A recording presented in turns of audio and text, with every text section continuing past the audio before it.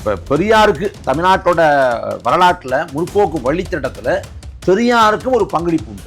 நம்ம இருக்கிறோம். பெரியாருக்கும் ஒரு பங்களிப்பு உண்டு, மாற்று கருத்துல. ஆனால் எல்லாமே பெரியார் தான். ஆதி முதல் அந்த முறை எல்லாமே பெரியார்லேருந்து தான் தொடக்கம், எல்லாமே பெரியாருக்கு தான் அடக்கம் அப்படின்னா. ஆனால் இவங்க பெரியாரை கட்டி காப்பாற்ற கீழ்வன்மணிக்காக என்ன பண்ணா தெரியுமா? கோபாலகிருஷ்ணன் நாயுடு சந்திக்க வந்தாரு, சந்திக்க மாட்டேன் அப்படின்னு சொல்லிட்டாருங்க.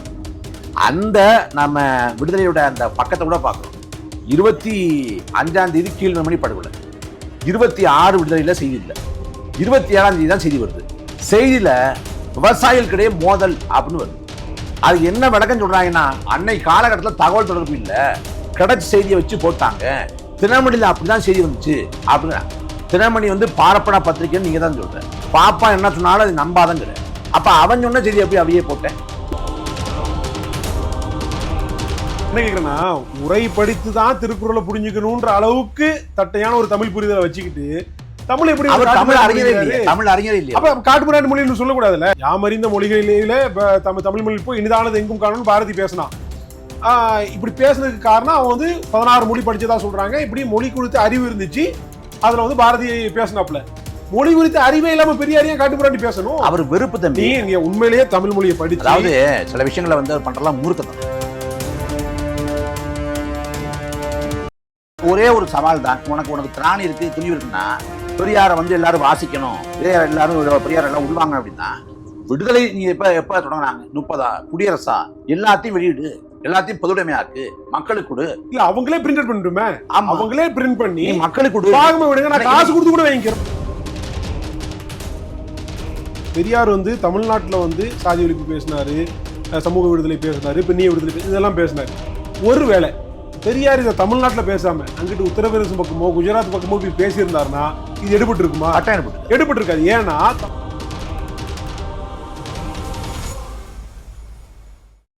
இன்னைக்கு டிசம்பர் 24 ஐயா ராமசாமி அவர்களுடைய நினைவு நாள். வி.கே. ராமசாமியா? இந்த ராமசாமி இல்லைங்க, ஈரோட்டுக்காரர் ஒருத்தர் இருப்பாரு, ஈவி ராமசாமின்னு. ஐயா பேரே நீ சொல்றியா? ராமசாமின்னு சொன்னா நம்ம கருப்புசாமின்னு சொல்ல முடியும்? இல்ல தெய்வ குத்தமாச்சப்பா. நமக்கு ஒரு குத்தமும் இல்லை, ராமசாமி தான். ஐயா ஈவ ராமசாமி அவர்களுடைய நினைவு நாள் இன்னைக்கு. இப்போ ஐயாவை பற்றி நிறைய விஷயங்கள், ஐயாவுடைய முரண்பாடுகளை நம்ம வரிசையாக பேசியிருக்கிறோம். அது மொழி போராட்டம் குறித்தாக இருக்கட்டும், திராவிடம்ன்ற அந்த கோட்பாடு குறித்தாக இருக்கட்டும், இப்படி நிறைய கீழ்வன்மை விடயங்களாக இருக்கட்டும், நிறைய பேசியிருக்கிறோம். இதில் பேசப்படாத புதிய முரண்பாடுகள் நிறைய இருக்குது. ஐயாவினுடைய நிறைவு நாள் பரிசாக இன்றைக்கி நம்ம அதை தான் ஐயாவுக்கு சமர்ப்பிக்க போகிறோம். இதில் முதலாவதாக நம்ம எடுத்துக்கொள்ள வேண்டியது என்னடான்னா, ஐயா இஸ்லாமியர்கள் குறித்து நிறைய பயபக்தியாக ஆரம்ப காலத்தில் இருந்தார். அவங்க பற்றியில் நல்ல உடன்பாட்டோடு இருந்தார். ஆனால் ஒரு கட்டத்தில் இவருக்கும் ஜின்னாவுக்கும் ஏற்பட்ட முரண் அப்படின்றது தனிப்பட்ட முரணை ஒரு சமுதாயத்தினுடைய முரணாக பெரியார் மாற்றுறாரு. இப்போ இது எந்த சமயத்தில் நடக்குது அப்படின்னா, ஜின்னாவை பொறுத்த வரைக்கும் அவர் என்ன நினைச்சாருன்னா, இஸ்லாமியர்கள் ஒருங்கிணைந்த இந்தியாவுக்குள்ளே விடுதலைக்கு பிறகாக வாழ முடியாது, அதனால் எங்களுக்கு தனி நாடு வேணும் அப்படின்னு சொல்லிட்டு பாகிஸ்தான் கேட்டார், முஸ்லீம் லீக் கேட்டுச்சு. அப்படி 47 நமக்கு ஒரு நாளைக்கு முன்னாடி அவங்க சுதந்திரம் வாங்கிட்டு போனாங்க. இந்த சமயத்தில் ஜின்னா பாகிஸ்தான் கிளைம் பண்ணும்போது இவர் என்ன நினைச்சிட்டார் அப்படின்னா, ஜின்னா பாகிஸ்தான் கேட்கிறாரு, இந்த சமயத்தில் நம்ம திராவிடஸ்தான் கேட்டேன்னா ஜின்னாக்கு நம்ம ஜின்னா நமக்கு ஒத்துவத கரெக்டாக இருக்கும் அப்படின்னு நினைச்சாரு. ஜின்னா கேட்டதுக்கு அவர் பாணியில ஒரு பின்புலம் இருந்துச்சு, ஒரு சமூக யதார்த்தம் இருந்துச்சு, நியாயம் இருந்துச்சு. அப்ப இவங்க கேட்டதுக்கு ஏதாவது நியாயம் இருக்குதானா? இல்லை. இது யார் சொல்றான்னா ஜின்னாவே சொல்றாரு. அப்ப இவர் ஜின்னாக்கு ஐ எம் ராமசாமி ஃப்ரம் தமிழ்நாடுன்னு போட்டு என்னெல்லாமோ எழுதுகிறாரு கடிதம். எழுதி இதில் நான் உங்களுடைய பாகிஸ்தானை ஆதரிக்கிறேன், வெள்ளையர்கள் இருக்கும்போது நம்ம தனிநாடு பிரிச்சுட்டு போய்க்கலாம், நீங்கள் என்னுடைய திராவிடஸ்தானை ஆதரிங்க அப்படின்னு சொல்லிட்டு கேட்குறாரு. கேட்கும்போது ஜின்னா சொல்லிடுறாரு, என்னுடைய பாகிஸ்தானில் தர்க்க நியாயம் இருக்குது, உங்களுடைய திராவிடஸ்தானில் எந்த தர்க்க நியாயமும் இல்லைன்னு காரி துப்பி அனுப்பிடுறாரு கடிதத்தில். இப்போ ஜின்னா இப்படி அவமதிச்சிட்டாரு நம்மளால பெரிய ரோசக்காரராச்சே. ஏன்னா திட்டினார்னா அப்படி திட்டுவார், தூக்கணும்னா அப்படி தூக்கி கொண்டாடுவார். அப்போ என்ன பண்ணுறாரு, ஜின்னா மேலே இருந்த இப்படி திட்டாருன்ன உடனே இந்த வெறுப்பு அப்படின்றது ஜின்னா இஸ்லாமியர். அப்போ ஜின்னா இஸ்லாமியர்ன்றதுனால ஜின்னா மீதான தனிப்பட்ட வெறுப்பு இஸ்லாமிய சமுதாயத்தின் மீதான வெறுப்பாக மாறுது. இதை நான் சும்மா போகிற போக்கில் சொல்லிட்டு போகலை. ஐயா அதில் எழுத்துலேயே சொல்லியிருக்காரு. ஏன்னா பெரியாருடைய பேச்சை விட எழுத்து ரொம்ப ஆவணப்படுத்த. பெரியாரை பொறுத்த வரைக்கும், ஐயா ராமசாமி ஐயாவை பொறுத்த வரைக்கும் ஒவ்வொரு காலகட்டத்தில் ஒவ்வொன்று சொல்லியிருக்காரு. அப்ப எந்த காலகட்டத்தில் பேசியிருக்காரு? முரண்பாடுகளுடைய மூட்டை தானே. ஆமா. இப்போ இது 1962 6/3/1962 விடுதலையினுடைய தலையங்கம். இந்த தலையங்கத்தில் நிறைய விஷயங்கள் சொல்லியிருக்காரு. அதாவது இஸ்லாமிய பெண்கள் போடுற அந்த ஃபர்தா அந்த இது குறித்து பேசியிருக்கிறாரு. அதே மாதிரி இஸ்லாமிய பெண்கள் உடல் உழைப்பே செய்யாம இஸ்லாமியர்கள் வீட்டுல பிச்சை எடுக்கக்கூடியவங்க கூட உடல் உழைப்பு செய்யாம வாழ்றாங்க அப்படின்னு பேசியிருக்கிறாரு. அதாவது மைனாரிட்டி சமுதாயம் அப்படின்றதா அதனுடைய தலைப்பு. இந்த தலைப்புல பார்ப்பனரையும் இஸ்லாமியரையும் பொதுமைப்படுத்தி 2 பேருமே இந்த நாட்டினுடைய மைனாரிட்டிகள் அப்படின்னு சொல்லிட்டு சொல்றாரு. இப்ப இந்த தலையங்கத்துல வந்து இன்னொன்னு என்ன சொல்றாரு அப்படின்னா, பார்ப்பனரையும் இஸ்லாமியரையும் பொதுமைப்படுத்தி 2 பேரும் இந்த நாட்டினுடைய மைனாரிட்டிகள் அப்படின்னு சொல்லிட்டு பொதுமைப்படுத்துறாரு. இப்போ பார்ப்பனர்களுக்கு சலுகைகள் கொடுக்கப்பட்டுச்சு. அவங்க கோயில்ல இருந்து மற்ற நிர்வாகத்தில இருந்து வெள்ளைக்காரர்களுடைய ஆட்சி அதிகாரம் வந்ததற்கு பிறகாக எத்தனையோ அரசு பதவிகள்ல இருந்து எல்லாத்தையுமே வந்து அனுபவிச்சாங்க. ஆனா இஸ்லாமியர்களுக்கு அப்படி எதுவுமே கிடையாது. இன்னும் குறிப்பிட்டு சொல்லணும்னா 1962 இந்த கடிதத்தை வந்து தலையங்கத்தை எழுதுறாருல, இப்படி எழுதும்போது இஸ்லாமியர்களுக்கு இடஒதுக்கீடே கிடையாது. வெள்ளையர்கள் காலகட்டத்தில் மின்டோ மார்லி சீர்திருத்தம் அப்படி இப்படின்னு வந்து இஸ்லாமியர்களுக்கு 16% இடஒதுக்கீடு வழங்கப்பட்டுச்சு. இப்போ இது ஓமந்தூரார் வந்ததுக்கு பிறகு 6% மாத்துறாரு. அடுத்து வந்த காங்கிரஸ் ஆட்சியில இஸ்லாமியர்கள் இடஒதுக்கீடே இல்லைன்னு புறக்கணிக்கப்பட்டுச்சு. மத அடிப்படை இடஒதுக்கீடு கூடாதுன்னு சொல்லிட்டு புறக்கணிச்சிட்டாங்க. அப்போ இஸ்லாமியர்களுக்கு கல்வியிலையும் வேலை வாய்ப்புலையும் எந்த சலுகைகளும் கிடையாது. ஆனா இந்த சலுகைகளும் இல்லாத போது கூட இஸ்லாமியர்கள் ரொம்ப பின்தங்கிய நிலையில இருந்தாங்க. அதுக்கு பிறகாக சச்சார் கமிட்டி அறிக்கை வரைக்கும் பின்தங்கிய நிலையில தான் இருக்காங்க. இப்பயும் அதே மாதிரி இருக்கிறாங்க. இப்ப இஸ்லாமியருடைய இடஒதுக்கீடு அதிகரிக்கணுன்ற நிலைமையெல்லாம் இன்னைக்கும் இருக்குது. இன்னைக்கு காலகட்டத்தில் இப்படி இருக்குதுன்னா 62ல நம்ம கேட்டு பார்க்க வேண்டிய சொல்ல வேண்டிய அவசியமே இல்லை.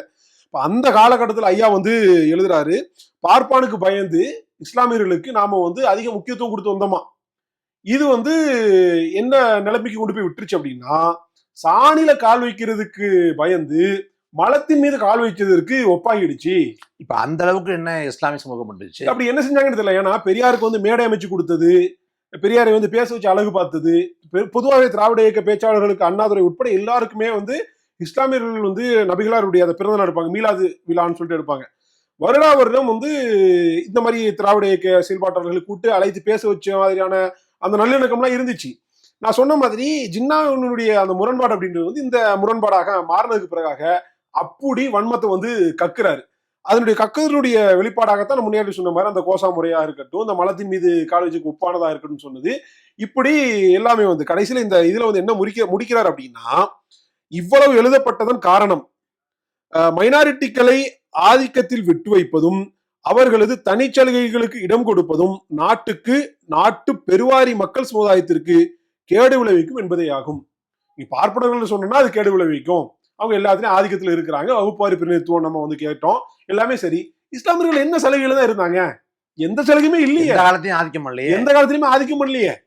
அப்ப இஸ்லாமியர்களுக்கு வந்து நீங்க வந்து பொதுமைப்படுத்தி பேசுவதே வந்து முரணா இருக்குது. இன்னும் சொல்ல போனா பெரியார் இந்த திராவிடர்னு வரையறுத்தார்ல, இந்த திராவிடர்ல இஸ்லாமியர் கிடையாது, பார்ப்பனர்களும் இஸ்லாமியர்களும் திராவிடர்களும். அப்ப 3 கேட்டகரைஸ் பண்றாரு. இடுமானம் கார்த்தியும் நானும்னா ஒரே ஆள் தான், அப்ப ஒன்னா பொதுமைப்படுத்துறது. இடுமானம் கார்த்தி, அபூபக்கர், அதே மாதிரி பாலா, இப்படின்னு 3 பேர் பிரிச்சோம்னா அது 3 தானே. அப்ப திராவிடர்கள்ன்ற நீ வரையறை பிரிக்கும் போது இஸ்லாமியர்கள் அடங்க மாட்டாங்களா? அப்ப இஸ்லாத்தை ஏற்றுக்கொண்ட திராவிடர்கள்னாவது சொல்லியிருக்கணும். இப்ப நம்ம தமிழை ஏற்றுக்கொண்ட, தமிழை தாய்மொழியாக கொண்ட இஸ்லாமியர்கள் நம்ம சொல்றோம்ல, அப்ப அந்த மாதிரியா சொல்லிருக்கணும். அப்படி இல்ல, இஸ்லாமியர்களும் பார்ப்பனர்களும் திராவிடர்களும். அப்ப உங்க வரையறைக்குள்ளேயே இஸ்லாமியர்கள் இல்லையே. அப்ப அவ்வளவு வன்மத்தை இந்த மைனாரிட்டி சமுதாயத்துல வந்து அறிக்கையில வந்து கொட்டி வச்சிருக்கிறாரு. இப்படி பெரியாருடைய பேசப்படாத இன்னும் பெரிய விஷயங்கள் இருக்கு. அம்பேத்கர் குறித்தெல்லாம் வந்து அம்பேத்கர்ல வந்து அந்த சட்டம் வகுத்ததுல வந்து பெரும்பான்மை வந்து பார்ப்பனர்கள், அதுல வந்து ஒடுக்கப்பட்ட மக்களுக்கு அதிக இடம் தர்றதா வந்து சொன்னாங்க.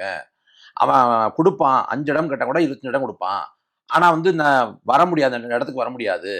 அவன் இடம் தரன்னு சொன்னதால அந்த இடத்துக்கு விலை போய் அம்பேத்கர் வந்து அவங்க எழுந்த சட்டத்துல கையெழுத்து போட்டாரு, மற்றபடி மற்ற சங்கதிகளை அவர் சிந்திக்கவில்லை அப்படின்னு குற்றம் சாட்டாரு. அதே போல இன்னொரு இடத்துல பேசுறப்ப, அதாவது திராவிடர் இடத்தை எடுத்து ஆதி திராவிடத்துக்கு கொடுத்துட்றாங்க, எங்க இடத்த எப்படி எடுத்து எங்க இடத்த எடுத்து எப்படி அவர் ஆமா எங்க இடத்த எடுத்து எப்படி அவங்களுக்கு தரலாம் அப்படிங்கிற எங்கன்னு சொல்லி தன்னை திராவிடராகவும் ஆதி திராவிடரை எதுக்கவும் எடுத்தாரு. பாப்பா இடத்துல எடுக்க வேண்டியதானே, எங்க இடத்த எப்படி எடுத்துறீங்க, அம்பேத்கர் வந்து சாமியாராம் ஆயிட்டாரு அப்படின்னு அம்பேத்கர் சாமியாராம் ஆயிட்டாருன்னு பேசியிருக்காரு. பெரியார முன்பே சொன்னது போல பெரியாரை பொறுத்த வரைக்கும் ஒரு முரண்பாடுகளை மூட்டை. இன்னும் சொல்ல போனா அவர் எடுத்த நிலைப்பாடுகள் எல்லாமே ஜின்னாவுக்கு எப்படி எடுத்தாரோ, ஜின்னா மேல உள்ள கோபத்தை எப்படி இஸ்லாமிய சமூகத்தின் மீது காட்டினாரோ, அதே போல தனிப்பட்ட விருப்புக்கு தான் நிலைப்பாடு எடுத்திருக்காரு. கண்ணீர் துளி கட்சி அப்படின்னு கடுமையா சாடுறாரு. அவரோட விடுதலையில பாக்குறப்ப கண்ணீர் துளி கட்சி காத்துன்னு வருது, காத்து அப்படின்னு அண்ணா பேரை சொல்லாம காத்து மூலவர், கண்ணீர் துளிகளோட மூலவர் சொல்லி அண்ணா வச்சாடுறாரு. கண்ணீர் துளி கட்சியை தடை பண்ணணும் அப்படின்னு கடுமையா பல இடங்கள்ல 18 ஆண்டுகள்ல பெரியார் ஆமா, கண்ணீர் துளி கட்சி பேசணும்னா ஆமா அந்த கண்ணீர் துளி கட்சி தடை பண்ணணும், திமுக தடை பண்ணணும்னு பல இடங்கள்ல வருது. ஆனா இவருக்கும் பெரியாருக்குமான, திமுகவுக்கும் பெரியாருக்குமான முரண்பாடு விலகிய பிறகு திமுக வந்து இந்திய அளவுல பெரிய கட்சியா கொண்டு போகணுங்கிற இப்ப எல்லாத்தையும் வந்து தனிப்பட்ட விருப்பு அடிப்படை தான் நிலைப்பாடு. அதான் ஐயா நெல்லைக்கண்ணன் வந்து சொல்லுவாரு, பெரியார் வாயிலிருந்து தப்பிச்ச ஒரே ஆளு ஜீவானந்தம் மட்டும்தான். ஜீவானுடைய அந்த புனிதத்தன்மையை இந்த அளவுக்கு ஒரு உத்தமரா வாழ்ந்தாருன்றதுக்கு ஊமையா சொல்லுவாரு. ஏன்னா பெரியார்கிட்ட இருந்து ஒருத்தர் பிரிஞ்சு முரண்பட்டு வந்தான்னா அவரை சும்மாவே விட்டு வைக்க மாட்டாரு.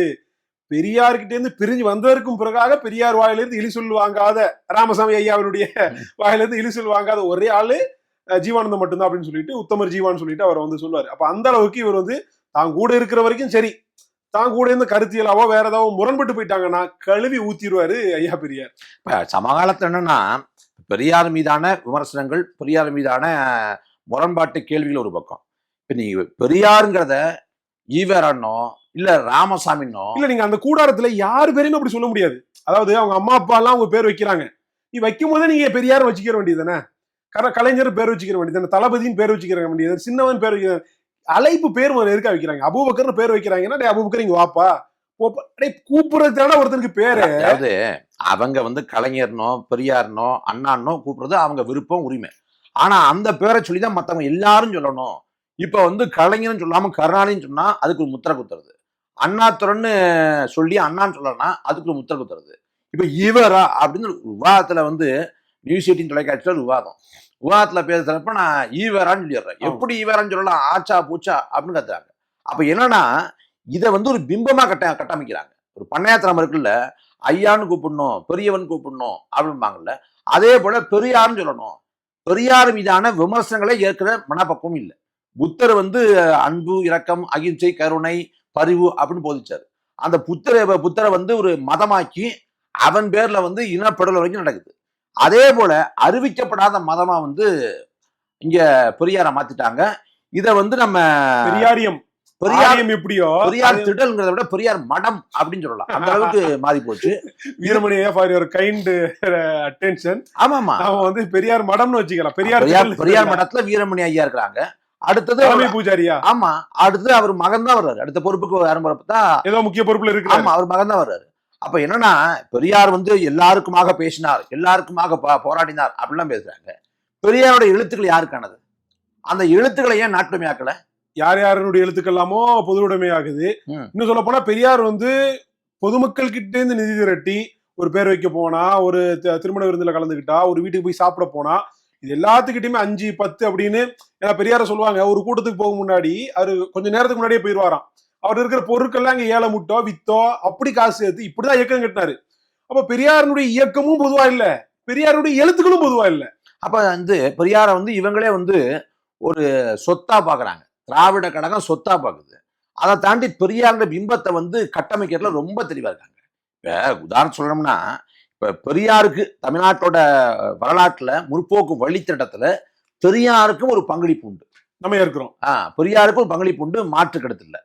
ஆனா எல்லாமே பெரியார் தான். ஆதி முதல் அந்த முறை எல்லாமே பெரியார்ல இருந்து தான் தொடக்கம், எல்லாமே பெரியாருக்கு தான் அடக்கம். அப்படின்னா இந்த மிகையான பிம்ப கட்டுமானம் தான் பிரச்சனையா இருக்கு. இல்ல, இது தொடர்ச்சியா செஞ்சுட்டு வர்றாங்க. இப்போ தமிழ்நாட்டினுடைய வளர்ச்சிக்கு காமராஜர் செஞ்ச அளவுக்கு பங்களிப்பு யாரும் செய்யல. ஆனா ஃபாதர் ஆஃப் மாடர்ன் தமிழ்நாடுன்னு யாருக்கு போடுவாங்க?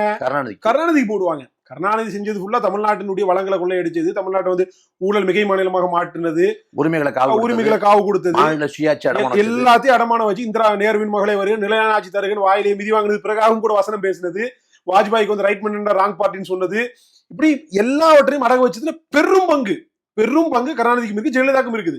ஆனா இங்க கட்டமைப்பு எப்படி கட்டமைப்பாங்க? Father of modern Tamil Nadu Kamarajar செய்யாதே கருணாநிதி செஞ்சுட்டாரு. ஆனா வந்து என்னன்னா இந்த திராவிட ஊடக லாபி இருக்குல்ல, இன்னைக்கு வரைக்கும் பெரியாரை வந்து கட்டி காக்கிறதுல அவ்வளவு பாடுபடுறாங்க. இப்ப மொழி போராட்டம் இருக்கு, 30 நடந்த மொழி போராட்டம்.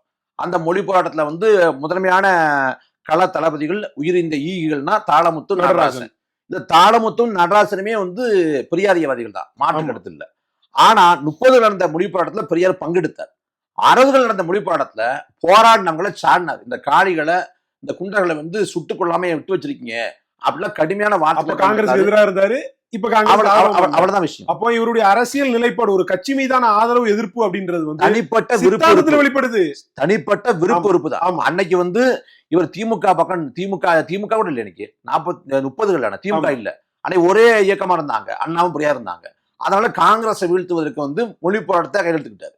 ஆனா இந்த பக்கம் வந்து காங்கிரஸ் எதுக்கு 60களில் வந்து அண்ணா பிரிஞ்சு போய் தனி இயக்கம். சொல்ல போனா 30 நடந்த மொழி போராட்டத்தை விட 60களில் நடந்த மொழி போராட்டம் வீரியமானது. ஆமா, அதான் வீரியம். ஏன்னா ஆட்சி மொழி எதுன்ற நிலை வரப்போ, அதாவது 30களில் சென்னை மாகாணத்துக்குள்ள இந்திய திணிக்கிறாங்க. 60களில் நாடு முழுமைக்கும். அப்ப அன்னைக்கு ஒரு கட்டத்துல என்ன போறாருங்க, இப்ப எங்க போறாருன்னா, ஒரு கட்டத்துல எல்லைக்கு எந்த எல்லைக்கு போறாருன்னா, என்ன பிரச்சனை, இந்திய வந்து அவன் மொழிய இந்திய அவன் காசுல கத்துக்க சொல்றான், அவ்வளானே. அவ கத்துக்கிட்டு போயேன், லாபம் தானே. காவல்துறை கையில துப்பாக்கி எதுக்கு முத்தம் கொடுக்கறதுக்கா கொடுக்க வைக்கப்பட்டிருக்குது, அந்த காளைகளை சுட்டுக் கொள்ள வேண்டியதுதானே. அப்ப நீ என்ன பதிவு பண்ணணும்னா, துப்பாக்கி சுட்டு ஆதரிக்கிறாரு. ஆமா, ஆதரிச்சாரு, கட்டாயம் ஆதரிச்சாரு. அது என்னன்னா, வரலாற்றை பதிவு பண்றப்ப 30 நடந்த மொழி போராட்டத்தை ஆதரிச்சாரு, 60 நடந்த மொழி போராட்டத்தை எதிர்த்தாரு. அப்ப இதுதானே பதிவு பண்ணணும். மொழி போராட்டம்னாலே பெரியார் தாங்கிறான். அதே போல தொடங்கி வச்சதே அவர் தான். ஆமா, 30களில் வந்து ரஷ்யாவுக்கு அங்கே போறாரு. அங்க போனவொடனே கம்யூனிஸ்ட் அந்த இயக்கத்தோட அந்த கோட்பாட்டின் தாக்கத்தால இங்க வந்தோடனே தென்னிந்திய சமதர்ம கட்சி அப்படின்னு பேர் வைக்கலாமான்லாம் யோசிக்கிறாரு. அந்த பிள்ளைகளுக்கு பேர் வைக்கிறப்ப ரஷ்யானும் ஸ்டாலினும் கம்யூனிஸ்ட பேர்களா வைக்கிறாரு. ஆனா அப்ப என்ன சொல்றாருன்னா, நீங்க வந்து கூலி உரு கேட்டு போராடாதீங்க, மாறா வந்து கிடைக்கிற லாபத்துல ஒரு பங்கை கெழுங்கிறாரு. இது 30களில். 60களில் இந்த கீழ்வன்மணி படுகொலையும் போது கிடைக்கிற கூலியை வாங்கிக்கிட்டு வேலை பாருங்கிற நிலைக்கு போறாரு. அதுலதான் கம்யூனிஸ்டுகள் தான் இந்த போராட்டத்துல தூண்டி விட்டு இந்த மாதிரி பண்ணிட்டு இருக்காங்க. அதே கம்யூனிஸ்டுகளே சாடி இருக்கு. ஆமா, கீழ்வன்மணி படுகொலையின் போது அதற்கு தார்மீக பொறுப்பேற்க மட்டுமே அறிஞர் அண்ணா. ஏன்னா அண்ணாவோட ஆட்சி தான். அவங்க என்ன சொல்றாங்க, அண்ணா வந்து உடல்நிலை மோசமா இருந்துச்சு, 3 மாசத்துல இறந்து போயிட்டாங்கிறாங்க. ஒரே நாள் ராத்திரில வந்து கீழ்வன்மணி படுகொலை நடக்கல, மாறா பல சமூகங்களையும் நீச்சி தொடர்ச்சி தான். அன்னைக்கு அண்ணாவோட ஆட்சி காலத்துல அண்ணாவோட காவல்துறை கிசான் போலீஸ்ன்னு சொல்லப்பட்டுச்சு. காவல்துறை ஒடுக்குகிற ஒரு படையா இருந்துச்சு.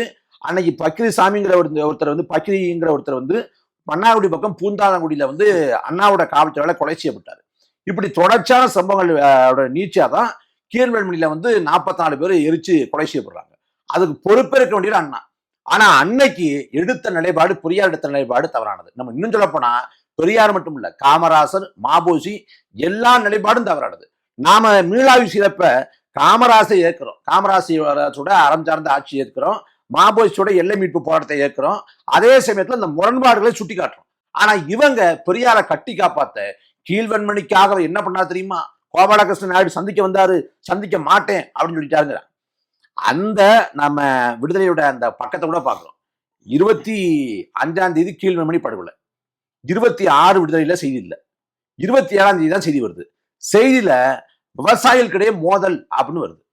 அது என்ன விளக்கம் சொல்றாங்கன்னா, அன்னை காலகட்டத்தில் தகவல் தொடர்பு இல்ல, கிடைச்ச செய்தியை வச்சு போட்டாங்க, தினமணியில அப்படிதான் செய்தி வந்துச்சு அப்படிங்கிறாங்க.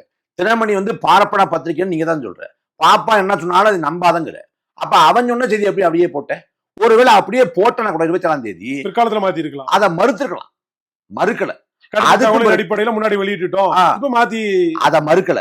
அதுக்கு பிறகு பெரியார் விடுத்த அறிக்கையில யாரு கொன்னதுன்னா பண்ணையார்கள், கோபாலகிருஷ்ணன் நாயுடு தலைமையிலான பண்ணையார்கள். அவங்க வச்சிருந்த சங்கம் நெல் உற்பத்தியாளர் சங்கம். அந்த நெல் உற்பத்தியாளர் சங்கத்தை ஒருபோதும் சாடல.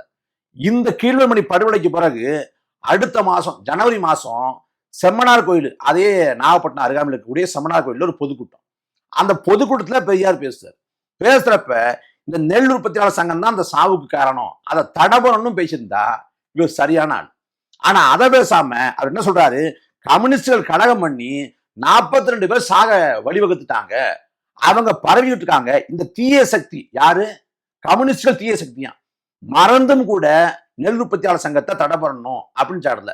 மாறாக அன்னைக்கு மக்கள் பக்கம் இடதுசாரிகள் தான், அன்னைக்கு இருந்த கம்யூனிஸ்ட் தலைவர்கள் நின்னா காளிகள், இங்க வந்து உரிமைக்காக குடியுரிமைக்காக நின்னா தீய சக்திகள். அப்ப இது வந்து அன்னைக்கு வந்து முழுக்க பண்ணையாளர் பக்கம்னது பெரியார். கஸ்தூர் ரங்கன்னு ஒரு போராளி, அவரோட ஏஜிக்கே அவரோட பாத்திரத்தை தான் விடுதலை படத்துல கே அப்படின்னு காமிக்கிறாங்க. கஸ்தூர் ரங்கன் தீக்காவலா இருந்தார். அவர் பெரியார் நிலைப்பாடு காரணமா தான் விலகி அவர் வந்து கம்யூனிஸ்ட் அமைப்புக்கு போறாரு. அப்ப அன்னைக்கு அதுல பெரியார் நிலைப்பாடுங்கிறது பச்சை துரோகம், அவரை வந்து ஏற்க முடியாது. இப்ப இந்த விஷயத்துல வந்து பெரியார் செஞ்சது முரண், பிழை, தவறு அப்படின்னு ஏன் உங்களால ஏத்துக்க முடியல? இது வரைக்கும் நம்ம என்ன கேக்குறோம்னா, இந்த இடத்துல ஏத்துக்கிட்டாங்கன்னா இப்ப மொழி போராட்டத்துல பெரியார் சறுக்குறாரு, இந்த இடத்துல சறுக்குறாரு, இப்படி பல இடங்கள் சறுக்குறாரு. இந்த சறுக்கிற புள்ளியை அவங்க ஒத்துக்கிட்டாங்கன்னா பிம்பங்கள் உடஞ்சுக்கிட்டே வரும், உடஞ்சிரும். அவ்வளவு விஷயம். இப்ப 18 ஆண்டு மிக கடுமையா அண்ணா இருக்கிறார், திமுக இருக்கிறார். இல்ல அதுல ஒரு போஸ்டர் அடிச்சார்ல, அதை குறிப்பிட்டு சொல்லணும். ஏன்னா அண்ணாதுரை குறித்து சொல்லும் போது இந்த மாதிரி போட்டு ஒரு மகனேன்னு சொல்லிட்டு போஸ்டர் அடிக்கிறாரு. அண்ணாதுரை கேட்கும்போது சர்காஸ்டிக்கா ஒரு பதில கூட சொல்லிருக்காரு, நாங்க அவரை தந்தைங்கிறோம், அவர் எங்க இப்படி சொல்றாருன்னா அது என்னன்றது அவரே முடிவு பண்ணிக்கிட்டோம். கடுமையா பேசுறாரு தம்பி. நாகரிகம் பேசுறாங்கல்ல, மேடைகள்ல வந்து ரொம்ப கொச்சையான சொற்களை கொண்டு கடுமையா சாடி பேசிருக்காரு. பேசாத பேச்சு இல்ல.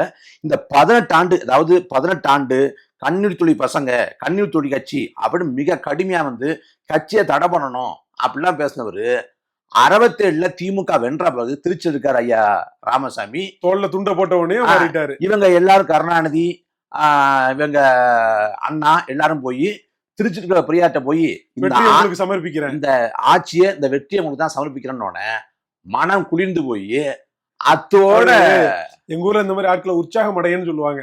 அது இந்த ராமசாமி ஐயாவுக்கு ரொம்ப. அப்ப என்னன்னா, பெரியாருக்கு இவருக்கு இருந்தது ஒரு ஈகோ வார் தான், ஒரு தனிநபர் விரோதம் தான். தனிநபர் விரோதத்தை ஒரு இயக்கத்துக்கு இடையான முரணா வந்து கட்டமைச்சிருக்காங்க. நீங்க திருச்சியில மாற்றான் தோட்டத்து மல்லிகைக்கும் மனமுண்டு அண்ணா சொன்னாரு. திருச்சியில பெரியாரும் அண்ணாவும் அடுத்தடுத்த சிறைகள் இருக்கிறாங்க, அடுத்தது அறைகள் சிறையில, அடுத்த அறையில 2 பேரும் பேசிக்கவே இல்லையா. இப்படி பாக்குறப்ப, பெரியார்ட்ட பாக்குறப்ப நிறைய முரண், நிறைய குழப்பம், நிறைய சந்தர்ப்பம் இருக்கு. அவரே சொல்றாரு, எனக்கு வந்து மொழி அபிமானம் இல்ல, நாட்டு அபிமானம் இல்ல, எனக்கு இருந்த தேசாபிமானம் இல்ல, ஒரே அபிமானம் மனிதாபிமானம் இல்ல. மனிதாபிமானம்னு பேசிய பெரியாரு மொழி போராட்டத்துல போராடிய மாணவர்களை சுட்டுக் கொள்ளுங்கன்னு ஏன் சொன்னாரு? கீழ்வெண்மணியில 44 பேர் எரிச்சு கொலை செய்யப்பட்டாங்க. அப்ப அந்த நீதியை பேசாம, இயற்கை நீதியை பேசாம பண்ணையார் பக்கம் எப்படின்னு இப்படி எந்த கேள்விக்குமே பதில் இல்ல. இன்னும் சொல்ல போனா, தமிழன் சொல்லாத, தமிழன் சொன்னா பாப்பான் உள்ள வந்துருவான் அப்படின்னு பேசியிருக்காரு.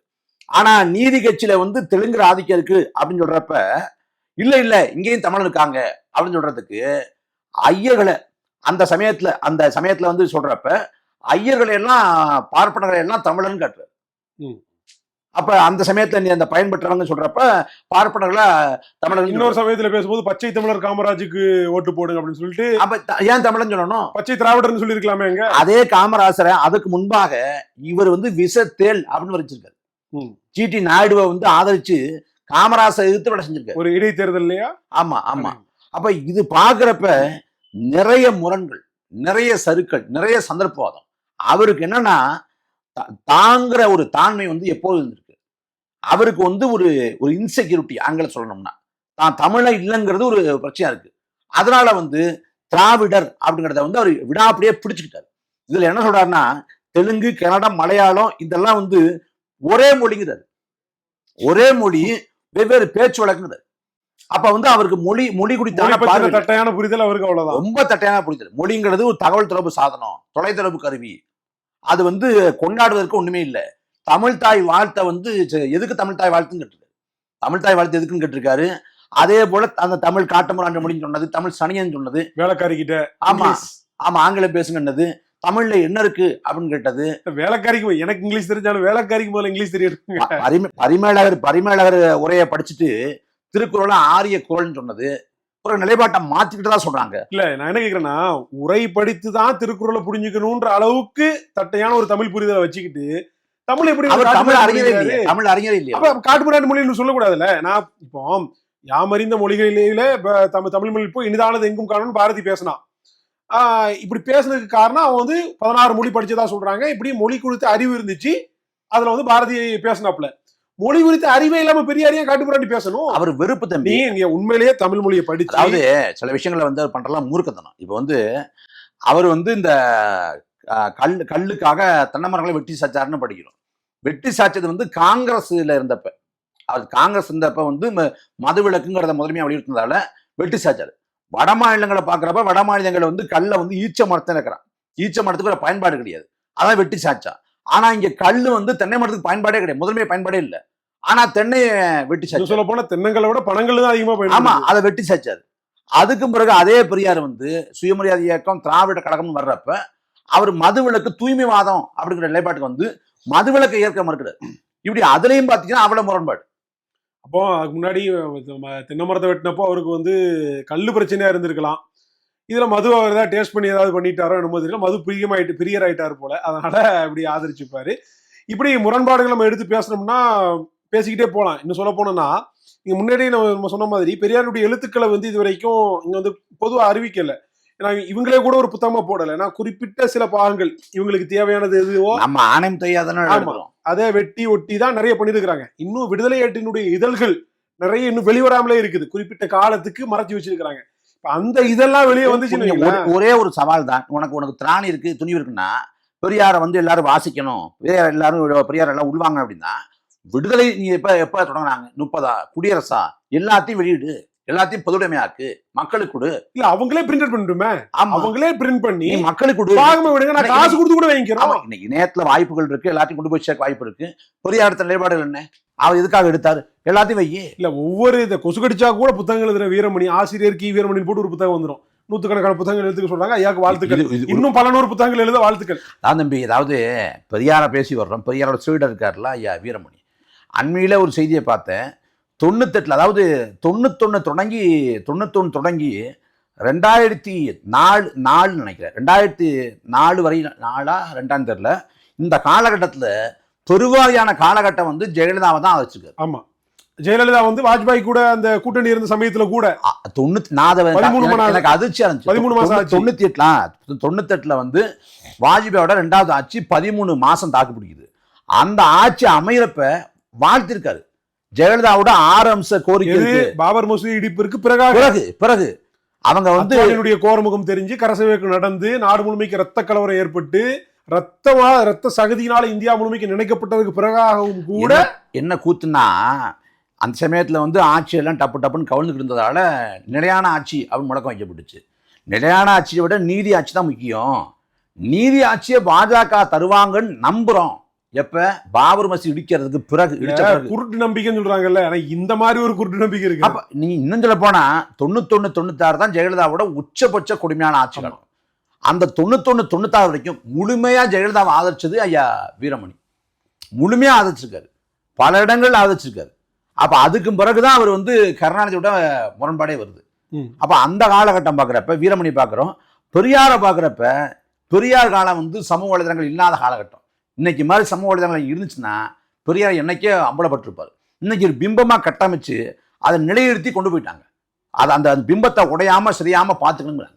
இப்போ நாமளை பொறுத்த வரைக்கும் இப்போ படத்தை உதாரணத்துக்கு வச்சுக்கோமே, புஷ்பான்னு ஒரு படம் இருக்கு. அந்த படத்துல வந்து ஒரு கதாநாயகி இருக்கிறாங்க, இன்னொருத்தவங்க வந்து ஒரு பாட்டுக்காடுறாங்க. இந்த பாட்டுக்காரவங்க வந்து படம் முழுக்க வர்றாங்க அப்படின்னா மிகை, பொய். இல்ல அவங்க படத்துல வரவே இல்லைனாலும் பொய். இது இந்த எல்லை, இது அந்த எல்லை, இந்த எக்ஸ்ட்ரீமு அந்த எக்ஸ்ட்ரீமு. அப்ப அவங்க பாட்டுக்கு மட்டும் வந்துட்டு போறாங்கிறதா உண்மை இல்லை. அதே போல வரலாற்றுல இதை செஞ்சாரு, இதை பண்ணல அப்படின்னா நமக்கு பிரச்சனை கிடையாது.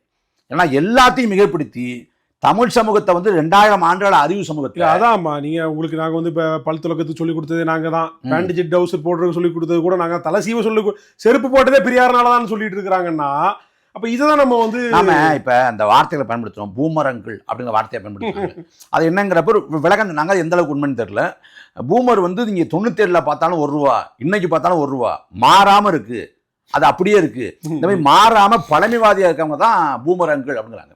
ஒரு 20 ஆண்டுகால 30 ஆண்டுகால இடைவெளியை வந்து பூமரங்கள் பழமைவாதிங்கிறாங்க.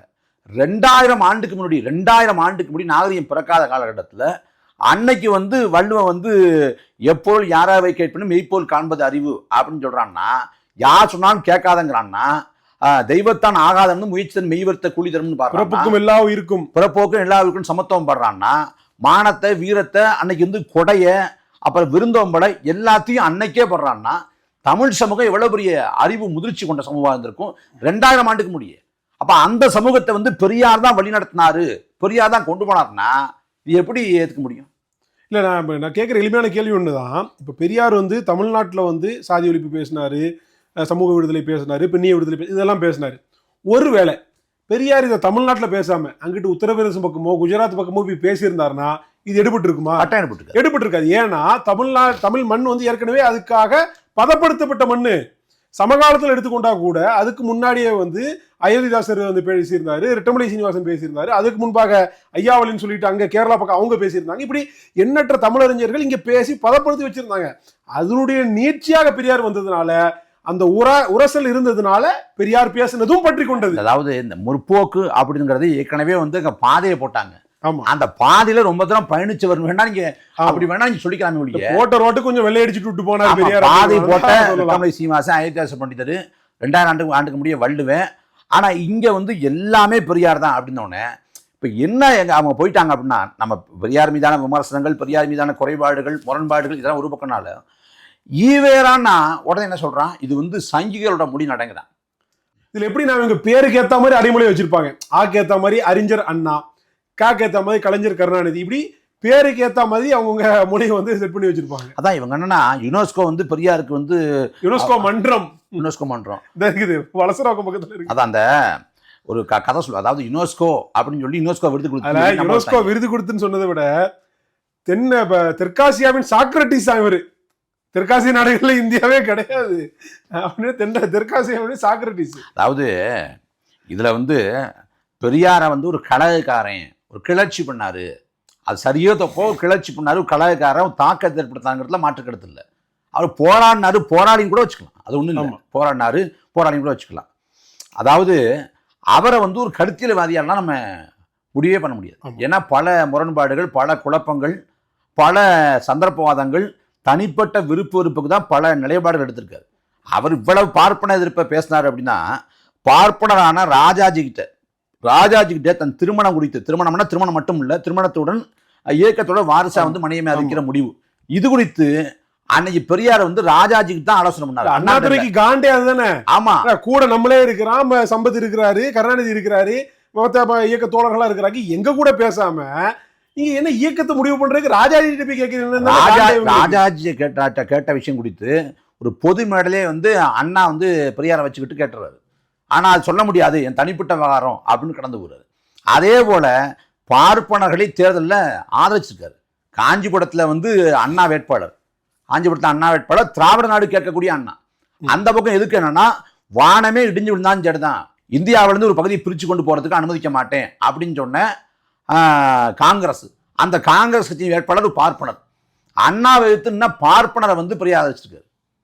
இப்படி முரண்பாடுகள் சொன்னா முரண்பாடு சொல்லிக்கொண்டே போகலாம். நீ உள்ள பங்களிப்பதுவோ, நீ எவ்வளவு, அதாவது உண்டியல்ல காசு போட்டேன்னா 10 ரூபா போட்டேன்னா 10 ரூபா போட்டேன்னு மட்டும் சொல்லு, உண்டியிலே காசே நான் தான் உண்டியில போட்டு ரொப்பனேன் அப்படின்னா இது மிகை.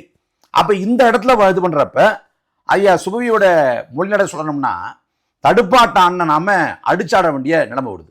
ஏன்னா அந்த பிம்பத்தை கட்டி வச்சிருக்காங்கல்ல, அந்த பிம்பத்துல நம்ம வந்து இப்படி பேசணும்னு சொன்னா அந்த பிம்பெல்லாம் உடஞ்சு போயிருமே. உடஞ்சா என்ன பண்ணுவாங்க, கதறுவாங்க. அதுக்காக இந்த வீடியோ நினைவு நாள் பெருசா அந்த ஐயாக்கு இந்த வீடியோவை சமர்ப்பிச்சிடலாம். ஆமா.